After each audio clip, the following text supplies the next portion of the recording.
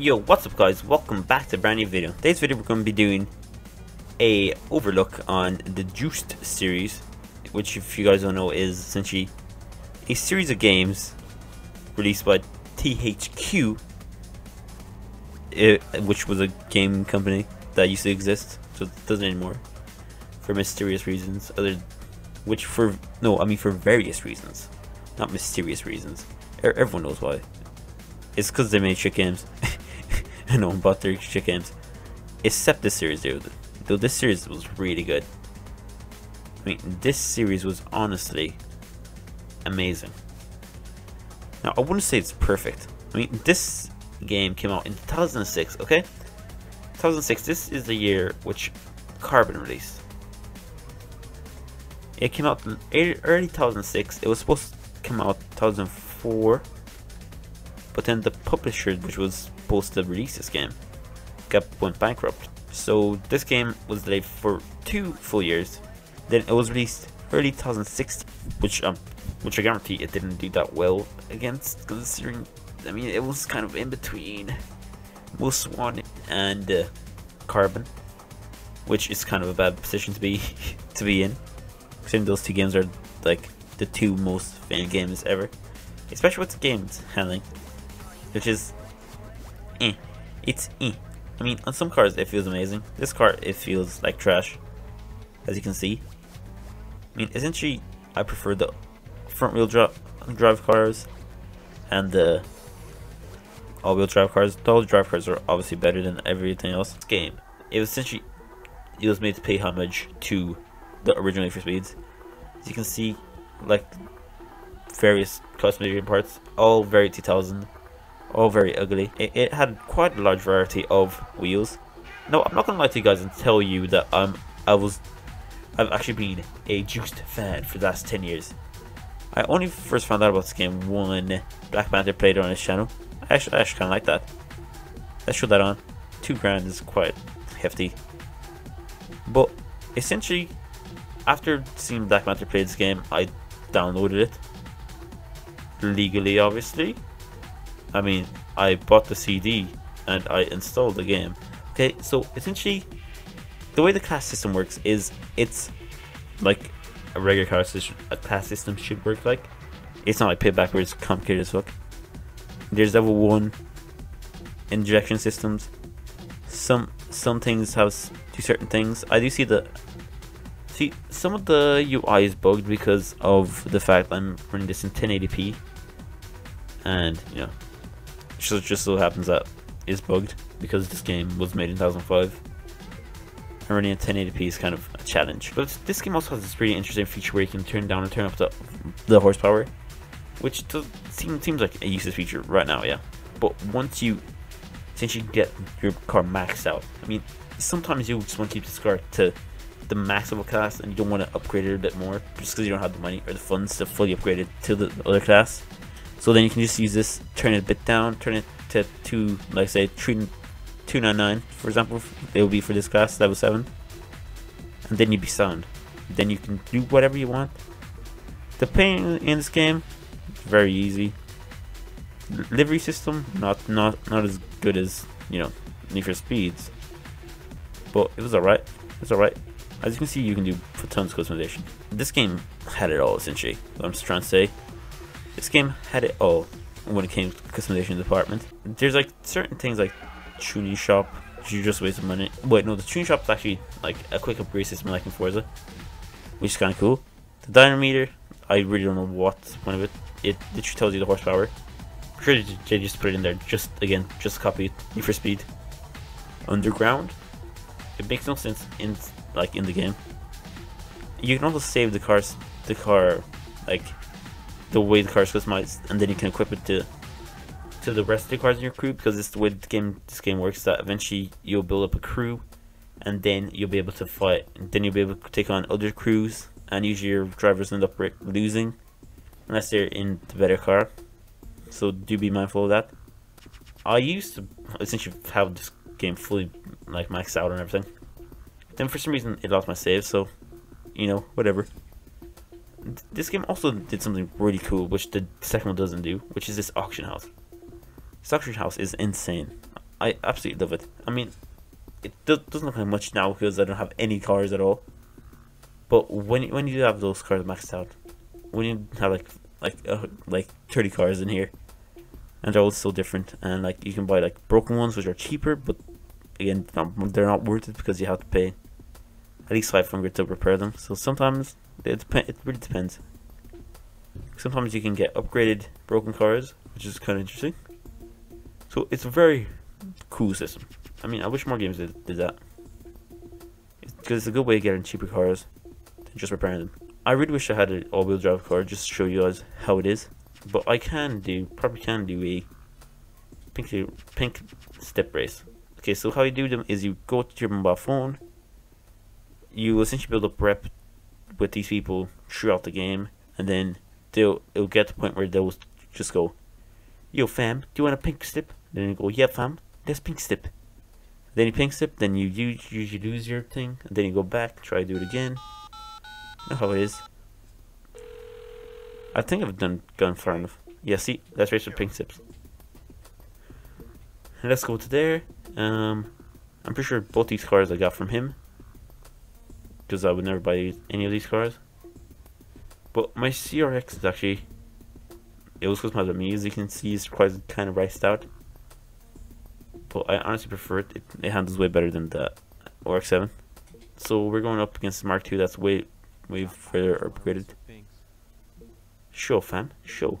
Let's race for pinks. As you can see, this car is just way better. I mean, I'm not drifting everywhere like I was in that FD. Look the way I can just take these turns with this car. It has less power and shit, but it really doesn't matter.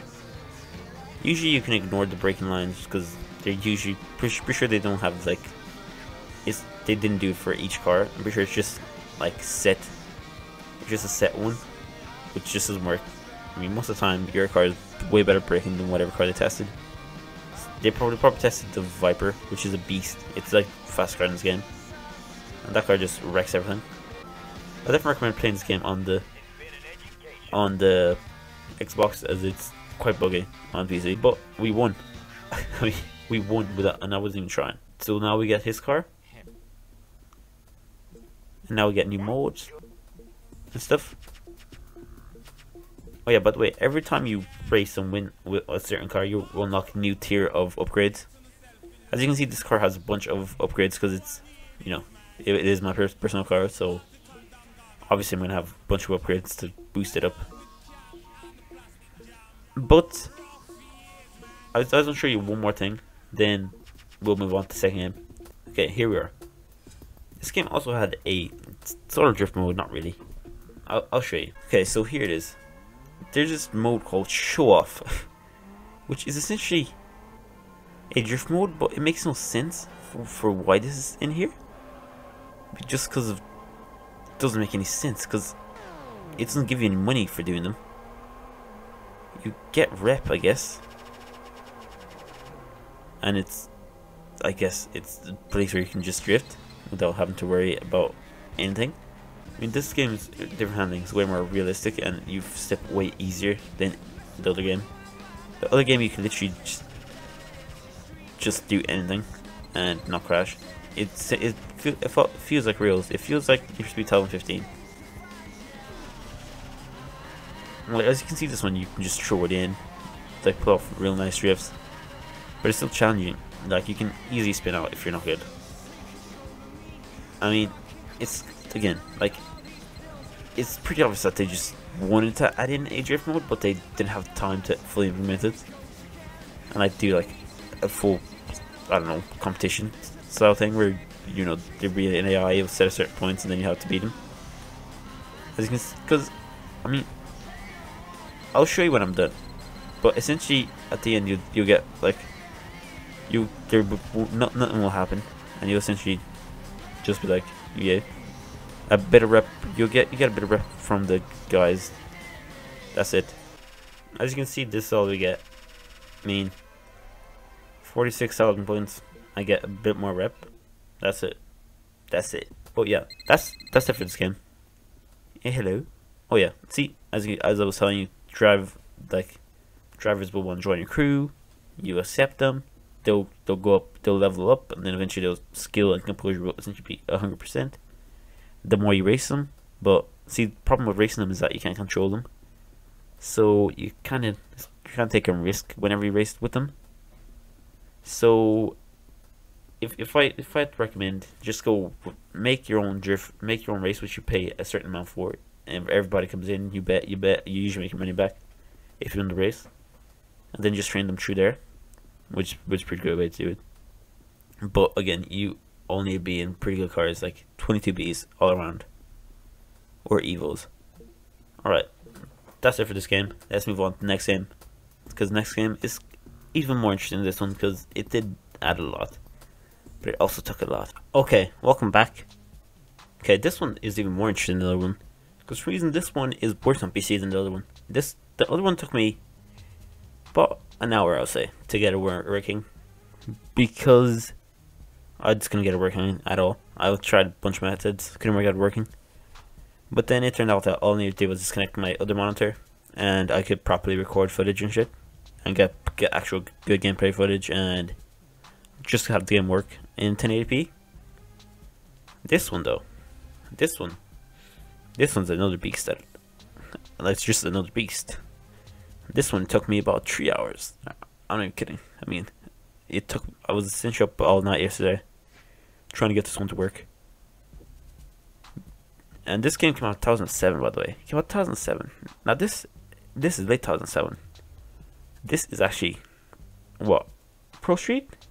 Would it be Pro Street? I think it's Pro Street. I think it would be Pro Street. This one, like my save hasn't been deleted in, so I have a bunch of stuff. Let's start off with customization, okay? Because customization in this game is insane. This game has a bunch of. Let me actually check. Let's see how many cars this game. Let me buy a new car, and let's just customize it. 65. I'm pretty sure you need to unlock them as well, which is nice. Well, no, there's actually more than 65. As you can see, like, because you can tell by the max league. Every time you beat a league, which is essentially the way this game actually has progression. The other one didn't. The other one didn't have any progression at all. This one actually has progression, and it's not good. It's not Need for Speed, but you know, it's all right. Let's buy I prefer a Japanese car. What's this? An Acura, an XX. I doubt that will have any customization. Let's buy this. Let's start off customizing this car. I've never customized a car, so I'm interested to see. Like, as you can see, the parts in this game are a lot better than the last one. There's quite a lot. To be fair, there's a tree. Oh my god. There's more parts in this game than there is for Need for Speed. Not even kidding. This is an insane amount. Okay. No, they're not very good parts, don't get me wrong. If I had to choose, I'll still choose Need for Speed parts over any. Ooh, you can even do headlights in this game. I forgot about that. Ooh, you can black them out actually. Mirrors as well. As you can clearly tell, this game went all in on customization, which is one of the highlights of this game.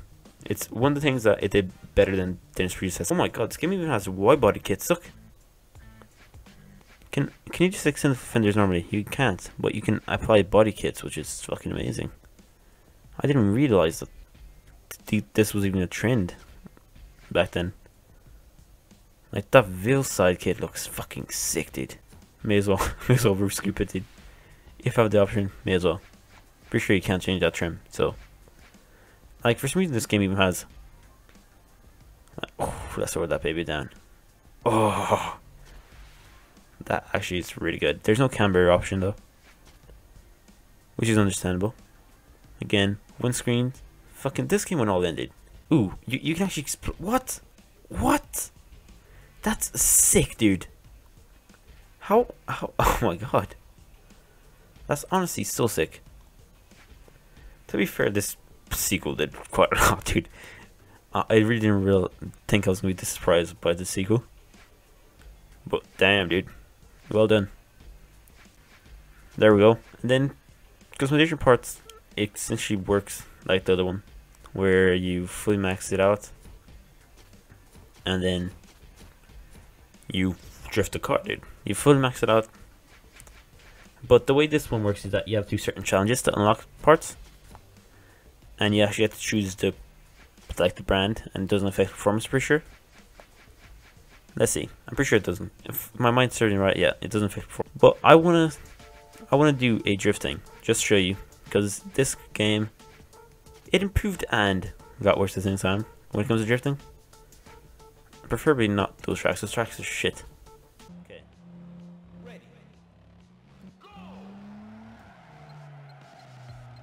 As you can see, it's very much on rails. God damn it, dude. That's not what I want. Okay, so in this game, there's also drift tournaments.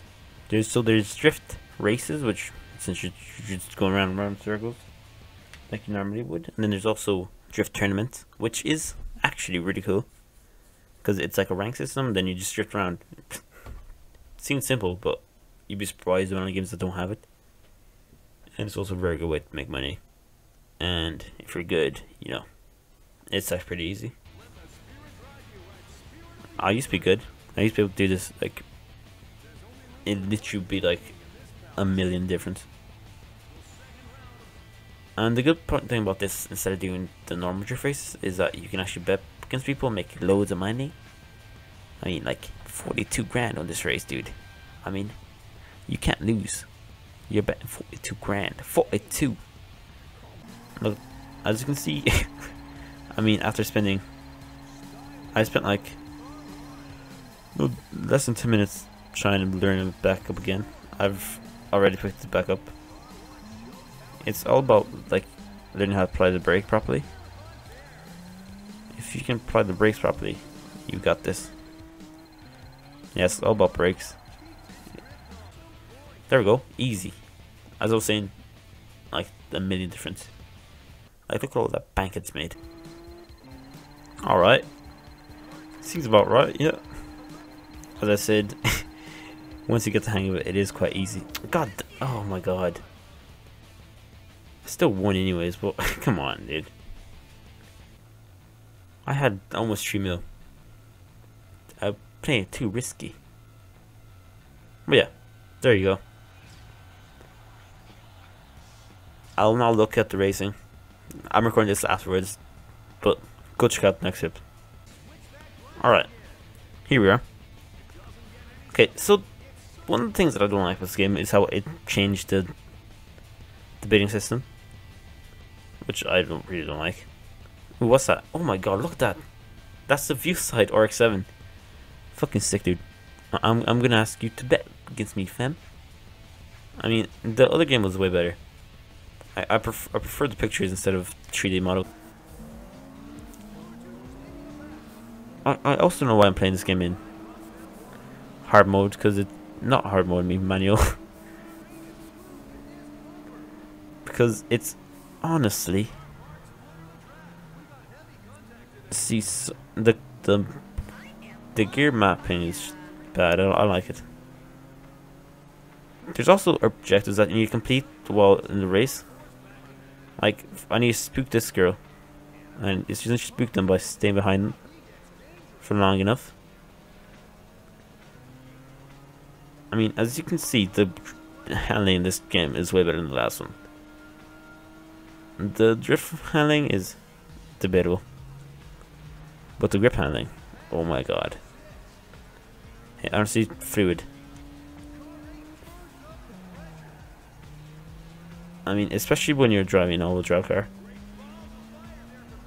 To be fair, I wasn't driving an all-wheel drive car in the other game, but the other game is actually really fun as well. So if you can only manage to purchase the other game,